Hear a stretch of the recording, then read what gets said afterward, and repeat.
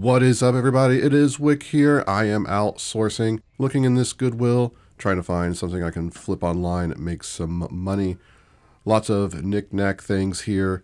Checking out anything that looks interesting. This, I don't know if it looks interesting, but I picked it up and looked at it. Let me know in the comments if you see anything that you think is worth picking up that I may have missed. It's always possible. I miss stuff all the time. I can't be 100% knowledgeable on every single item, but I try to be. That's how you make more money, just knowing what's valuable just by taking a glance at it. Unfortunately, I didn't see anything over there. We got some 8-tracks, which usually aren't worth anything, except one time I picked up a Kiss Animalize at a garage sale for $1 and sold it for, I think it was $180. Just on a whim, didn't even know it was worth that much. It was just some random rock 8-tracks for $1. I figured I'd pick them up. Do have this Exo robot here, which I've sold this before, and I remember it selling pretty quick, so I decided to pick it up. Inside of the thrift store, I got this big tote of Lego. Got that Tommy, well, I thought it was a Tommy Hilfiger vest, puffy vest. It was $1, so I was going to buy it, but it's not. It was just a, what is it? A polo one, not Ralph Lauren. But I go over to the plush and I find all of these Angry Birds, and this is a huge score for Angry Birds. Got some really high-end ones. Talk about those more in the haul. But over here at this Goodwill, $150 for that sewing machine, and lots of these, what is that, $50 for a fogger? Like, I'm pretty sure those are not even close to that much. Like, if you buy them at Walmart during Halloween, they're like $20 at the most. Another sewing machine, I can't see what that price is. And this is a Goodwill I don't come into very often anymore just because of the prices. Like, what's the point of coming in here when everything is overpriced? And I'm not talking about overpriced for resellers. I'm talking about overpriced for everyone. So, yeah, nothing I want. Down there is like some sort of coffee maker, $150 used. Probably didn't even sell close to that brand new. So yeah, nothing unfortunately in that Goodwill. Move on to another one. This is one I don't come into very often, but it used to be good. It's average, I would say now, so I'm just checking it out. See a VCR here. The sticker was missing, or half of it was missing. It looked like it was $15.99. Usually they won't, sell you stuff like that, so you have to get it repriced, and who knows what they're going to reprice it. There's no remote. It's not a great unit. I don't want to mess with it. That looked like a sewing machine there for $25. And yeah, that $150 sewing machine, it had a good name on it. I forget the brand, but I still don't think it was worth that much. Some sewing machines might be worth picking up for $150. I know I sold a Bernina for like $500, $600, $700. I don't even remember now. I did pay $100 for that one. Here we are looking at more plush. And another Goodwill, checking out the toys. I see something I'm curious about. It's one of those Crayola sets, which I see all the time. Worth absolutely nothing. See this game up here? It's a Battleship kind of copy made by VTech, vintage. And it's just missing too many pieces. Like, it wasn't in good shape inside, so I just ended up leaving that. It's not big money anyway, and if it is complete. I see this. This is a Yu-Gi-Oh toy, vintage, $4.99, and it's not worth much at all, honestly. But I like the vintage toys, and it had some extra figures and accessories, so I decided to pick it up. If you are enjoying these videos, make sure to hit that like button for me. I really do appreciate you watching. It helps the video out. What else? We got this basket here of toys. I don't see anything. Over here, lots of stationery stuff to look at just piled on the shelves.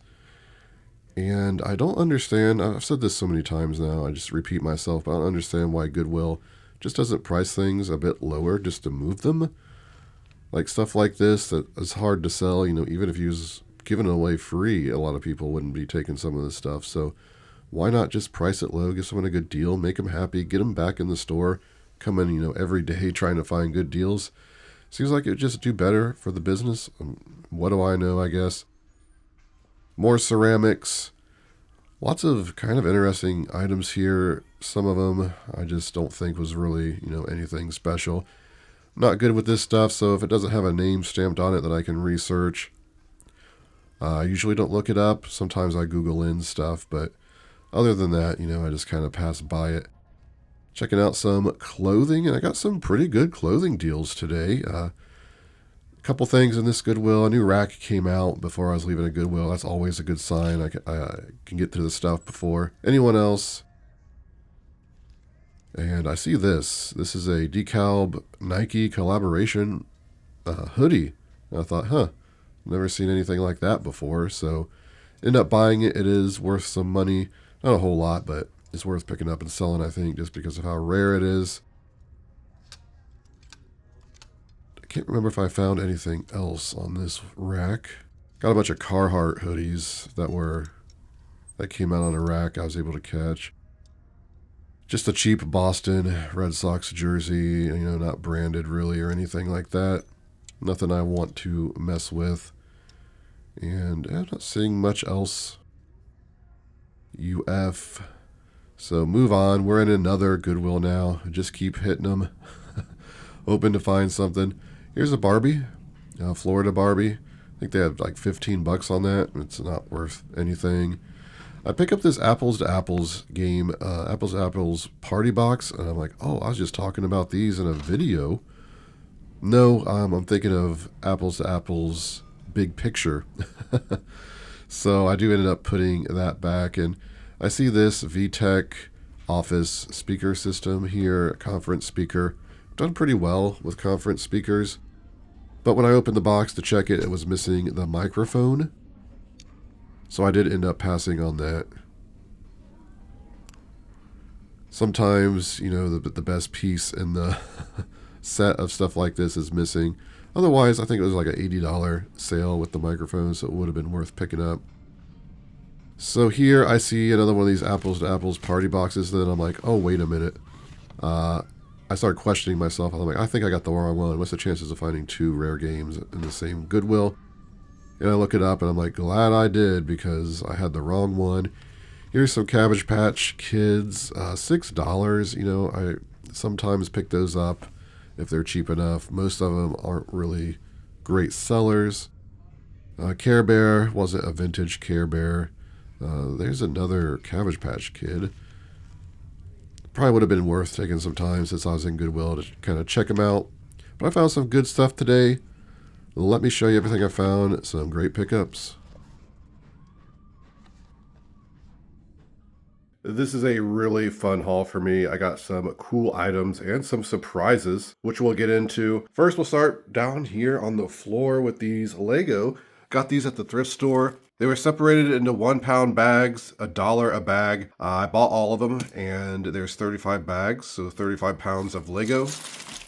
I have not really looked at these much. I moved a couple bags. I did see some minifigs in some of them. Usually when I get bulk Lego like this cheap, I just put it in storage with the other bulk Lego I have. Eventually I'm going to go through it all, separate the minifigs, try to figure out if there's anything truly valuable. Then I'll sell it by the pound. Generally, you can sell about 10 pounds, I think, for $50 to $75, depending on what type of Lego you have. So at that price, I had to pick it up. I think there's, at minimum, $100 profit there if I happen to have any good in there. It could be more. Just one minifigure alone could be worth $100, $200 for the right one.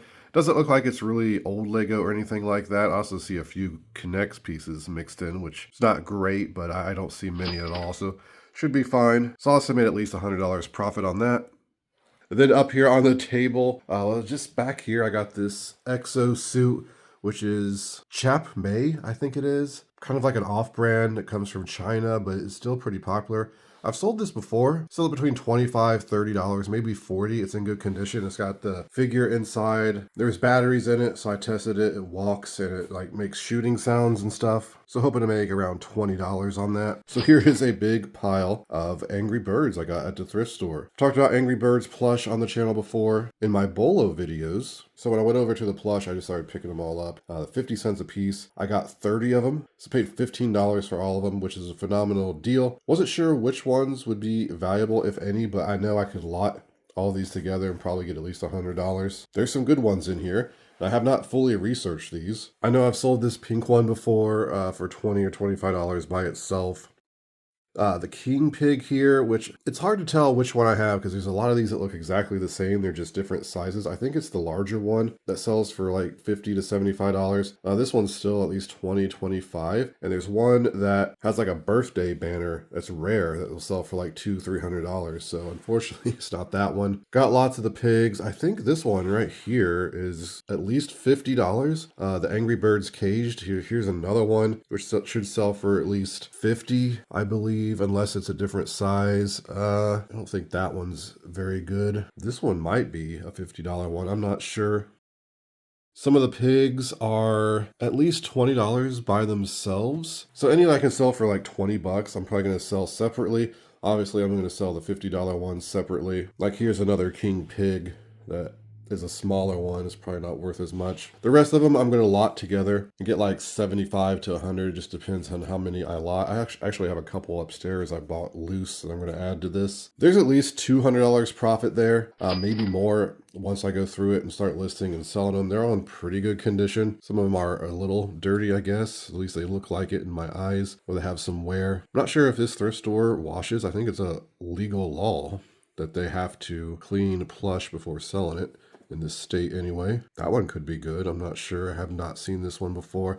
Here's an eagle, which I was hoping would be good. There's another eagle version that sells for like 200 bucks. It's surprising that these have so much value, at least some of them, and are desirable because Angry Birds was so big there for a while and they made so many different toys. Of course, I've talked about some of the games that you can buy that sell really well. I actually just shipped out a couple days ago. Angry Birds Springtime or something I sold for $100. Didn't even have the box. So very much worth keeping an eye out for those. Should be some great profit. Here's another really cool thrift store find. This is some RPG from, I believe, 78, made by TSR, which is, the original creators of like Dungeons and Dragons and some of these old RPGs. This one, I'm not sure exactly how much it's worth. I'm thinking at least $50 I can sell this for. I'm not sure if the dice are original. There's no parts list for this, right? These old games. What it shows on the back of the box, it's like, oh, well, I can't tell if those two dice are the ones in there. Is it just these two dice? I don't think I have that book. The map's in there, which is good.